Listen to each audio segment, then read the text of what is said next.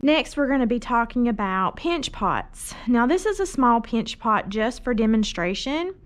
You can use pinch pots for all kinds of projects. We could take this pinch pot and put some holes in the bottom and build some add-ons around to make it look like an animal or a flower, and make it a little flower pot so you could plant a flower in. We could use this pinch pot to create a bird and make a bird from. We could use this pinch pot and make an ugly mug, a coffee mug for you to drink out of later on. We could use this pinch pot and make a gnome, a cute little whatnot to sit on the shelf. So pinch pots are used for lots of different projects and ideas, and I want to show you the basics of how to get a pinch pot started and how to make your pinch pot nice and smooth and even. So the goal is to make sure that the width of the clay on your edges here is the same as the width of the clay here in the bottom of the pot. So between my thumb here and my pointer finger, we want the distance between my thumb and my forefinger to be the same as it is here, if that makes sense. So make your clay equal all the way around. Some students struggle with this part of the pinch pot and they make it way too thick. So we need to learn how to pinch, and I'm going to show you that now. So we take this little wire cutter. We're going to cut off a piece of clay.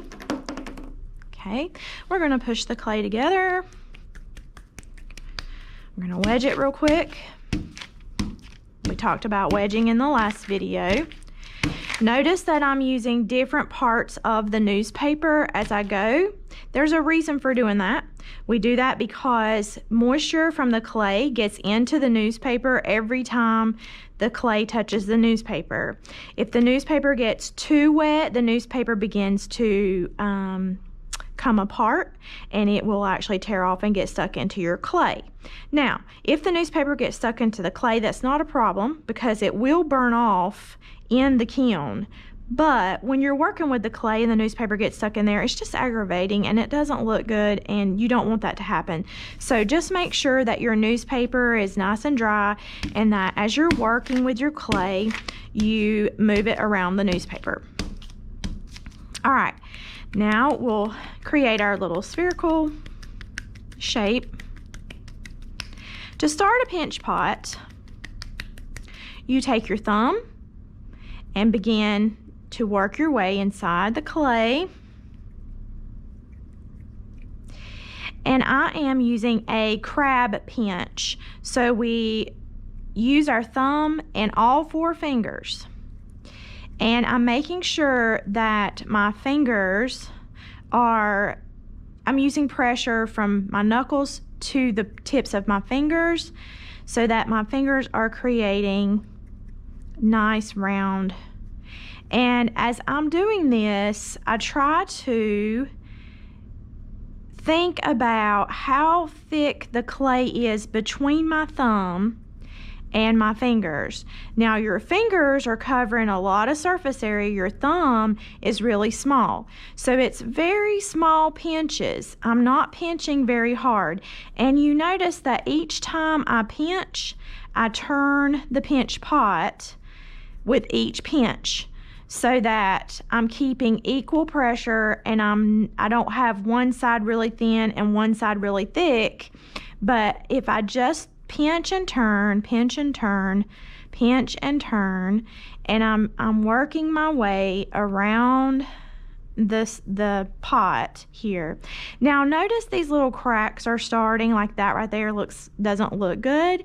We want to smooth all of this out, and that's very easy to do. Just take your finger, smooth it out. And you need to do that as you go. I'm not finished with my pinch pot, obviously, but I need to smooth as I go. And this clay,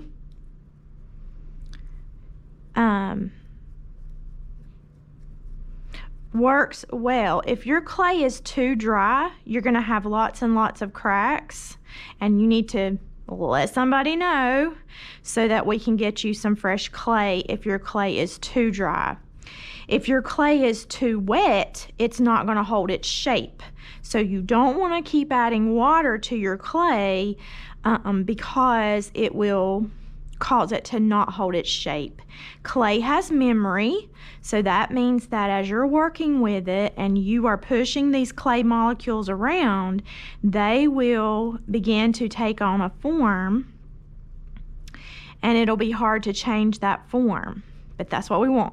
So notice I'm going around, I'm smoothing as I go, checking for any cracks, but also notice how deep the inside of my pot is. Okay, and then again, I've got my thumb all the way to the inside and my fingers up here, and I'm pinching, and then I'm pulling that clay or pinching that clay to the edge. So I'm not really pinching out here. I'm pinching more on the inside of the pot, and that's very, very, very important to get your pinch pot equal. Now, with pinch pots, there's all kinds of things you can do with them. You can get creative with them, especially if you're going to create a flower pot, okay? So once you get your clay the thickness you want it to be, now this clay has a lot more to give. So this clay that I have, I can actually make this pot a lot bigger. Notice that it's already getting larger the more that I pinch and move that clay, but it's a very slow process, so don't rush it. I'm rushing it just for demonstration's sake, okay? Now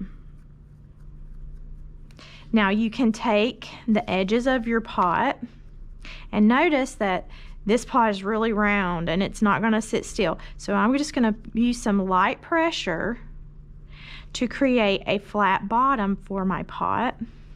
Well, that's another video I need to make. All right, so let's create our pot here. Make sure it's sitting nice and snug. Now, once you sit your clay on the newspaper, you want to check it and make sure that it's not getting stuck to the newspaper. So we're just going to make sure we move it around that newspaper and not allow it to get stuck. But here we go. Here is your pinch pot. And then you can even continue, after you make your flat area where it's going to sit, you can continue pinching and make it just a little larger. But you want the bottom of your pot to be nice and strong. So you don't want it too thin, but you don't want it too thick. Just right, kind of like Cinderella and the Three Bears. All right, for review, in this video, you learned to make a pinch pot. You also learned to make the walls of your pinch pot even using a crab-like pinch and turning. So pinch and turn, keeping it as even as possible. Okay, and there you have it. 2 pinch pots.